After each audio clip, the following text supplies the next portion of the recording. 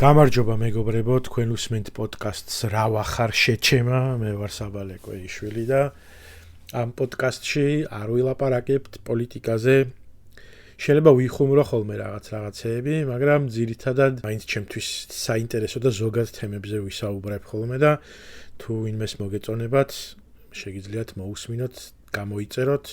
როგორც YouTube-ზე, ასევე Apple Podcast-ზე და ასევე Spotify-ზე. დავიწყებთ რა თქმა უნდა ვისაუბრებ იმაზე თუ როგორ ვარ, როგორც ამას ამ პოდკასტის სათაური უკარნახობს. ცოტა გადავიღალე, მიუხედავად იმისა, რომ რაღაცნაირად თითქოს პაუზას ვიღებ ხოლმე, რომ ამ რაღაცის ინფორმაციის მიღება და გადამუშავების ამბებიდან ცოტა დავისვენო, მაგრამ მაინც გადაღლილი ვარ ეს ბოლო პერიოდია, თუმცა ჩემი გადაღლილობა და ეს შფოთვები ამ ყველაფერთან დაკავშირებით, რა თქმა უნდა, არაფერია იმასთან შედარებით, რასაც განიცდის ირაკლი დგებუაძე და მისი გაწითლებული ლოყა. თუმცა მე აბსოლუტურად დარწმუნებული ვარ, რომ ირაკლი როგორც გამობრძმედილი პოლიციური სულის ადამიანი მტკიცედ იდგება და გადაიტანს იმ ტკივილსა და შეურაცხყოფას, რომელიც მას მზია ამაღლობელმა მიაყენა და კვლავ იდგება ის სამშობლოს და თავისი ყვრიმალების სადარაჯოზე ისევე ღირსეულად,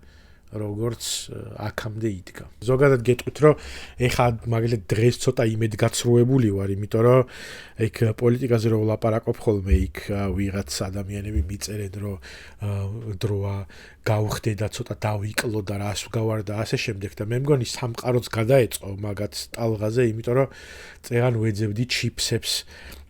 კარგი სალსა მაქვს ნაყიდი და მინდოდა რომ გავძოვ მეთქი ერთი ჯიგრულად თქო და ვისუსნავებ მეთქი თან რაღაცას ვუყურებ თქო და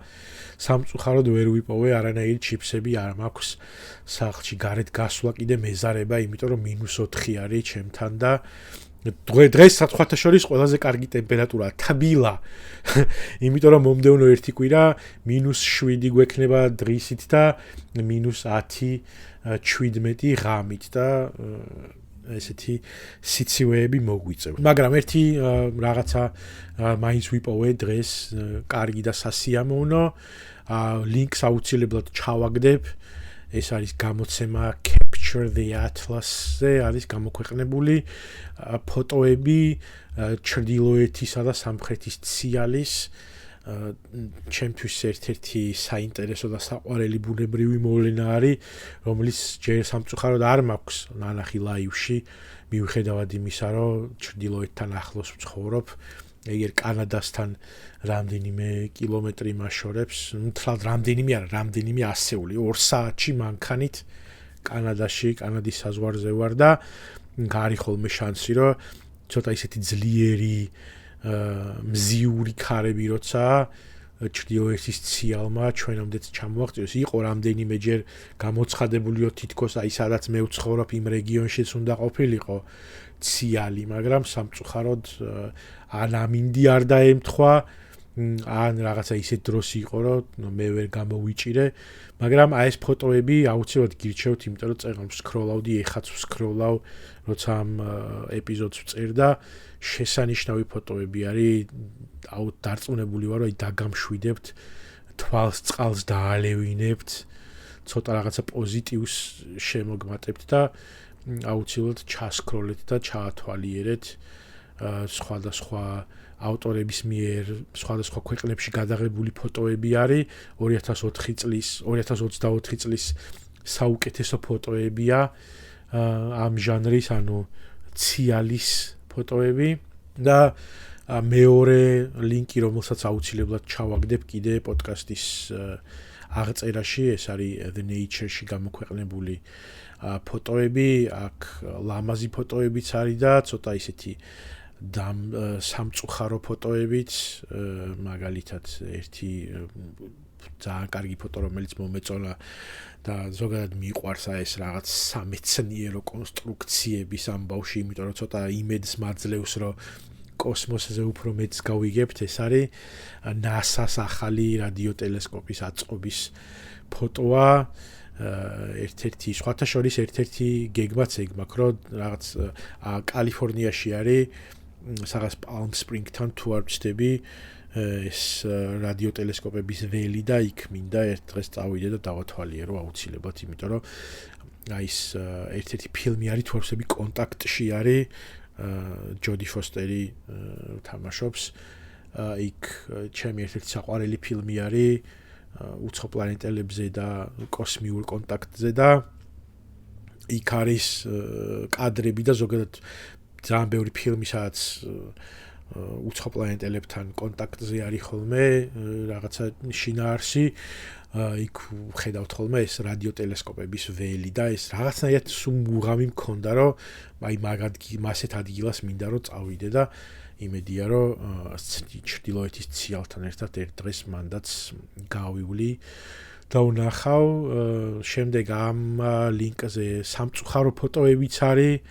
რომელიც ასახავს ლოს-ანჯელესის ხანძარს და ერთი ფოტოა მაგალითად ზეთხედი არის ზემოდან არის გადაღებული ეს ხანძარი და ეს უბნები სად იყო მოდებული და ეს კერები სად მძვინვარებდა და აი ეს უფრო მეტად აღქმაც ხდის თუ რაოდენ დიდი კატაკლიზმა იყო რაც მოხდა ლოს-ანჯელესში რომელსაც ეხა ახლიდან ააშენებენ როგორც ამბობენ ამ შენებლობის დროს გაითვალისწინებენ ამ ყველაფერს და უსაფრთხოების უფრო მეძომას მიიღებენ იქ რესპუბლიკელებს კი ძალიან არ მოსწოთ ეს ამბავი მაგრამ ეს ახალი მშენებლობები იქნება გათვალისწინებული ამ ახალი შენებლობების დროს გათვალისწინებული იქნება კლიმატური ცვლილების ამბავი და ის ქარი და ის ყველაფერი რამაც ხელი შეუწყო ამ ხანძრის გავრცელებას და მოკლედ ეს ფოტო რომელიც ზეთხედიდან არის გადაღებული ამ ხანძრის ძალიან შთამბეჭდავი არის და აუცილებლად გირჩევთ რომ ნახოთ რომ უფრო მეტად არ იქვათ თუ რა მასშტაბებზე იყო საუბარი როდესაც ეს კატასტროფა ხდებოდა LA-ში და მე გვაქვს ესეთი საინტერესო ფოტო მაგალითად იორკშაირში არა ოქსფორდშაირში გაერთიანებულ სამეფოში აღმოუჩენიათ ეგრეთ წოდებული იურიული გზატკეცილი, ესე დაარქვეს, სადაც ასობით დინოზავრის ნაკვალევი აღმოაჩინეს, რომელიც დაათარიღეს დაახლოებით 166 მილიონი წლით და თურმე ვარაუდებენ, რომ კეტიოზავრების ნაკვალევი არის გრძელყელიანი ბალახის მჭამელი დინოზავრები ყოფილან, კეტიოზავრები იმედია კეტიოზავროს, ხო, ეგრე გამოითქმის. და მეგალოზავრები ყოფილან, მოკლედ აი ეს დინოზავრები, რომლებიც თურმე დადიოდნენ და დაბოდიალობდნენ ამ ადგილში, დაახლოებით 180 მეტრზე არის თურმე გადაჭიმული ეს ნაკვალევი და აი ეს ფოტო არის ასახული, სადაც ხედავთ როგორ მუშაობენ არქეოლოგები, ძალიან საინტერესო და საყვარელი ფოტოა, უცებად გირჩევთ რომ ესეც ნახოთ და მე მაგალითად ეგერ ვხედავთ რომ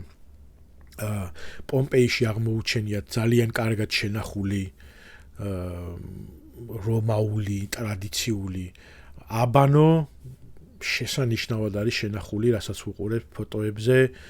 საღებავებიც კი არის შენახული კედელზე მთელი კონსტრუქციები, იქ ჭურჭელი და ასე შემდეგ, ძალიან საინტერესო ფოტოა და ბოლოს აი ეს nature-ის აი ეს ფოტოები მთავრდება იმით, რომ სპილო ჭამს ნაძვის ხეს და აქედან გავიგერო თურმე ბერლინის ზოოპარკში ჰქონიათ ეგეთი ტრადიცია, ალბათ სხვაგანაც არის, მაგრამ ეს კონკრეტულად ბერლინის ზოოპარკში ყოფილა გადაღებული ეს ფოტო, სადაც თურმე როდესაც არ იყიდება ნაძვის ხეები, აი ეს ნაძვის ხეები მერე მიაქვთ სპილოებთან და აჭმევენ ჟირაფებს მათ შორის და სხვადასხვა ბალახის მჭამელ ცხოველებს უნაწილებენ და ესეთი ტრადიცია ყოფილა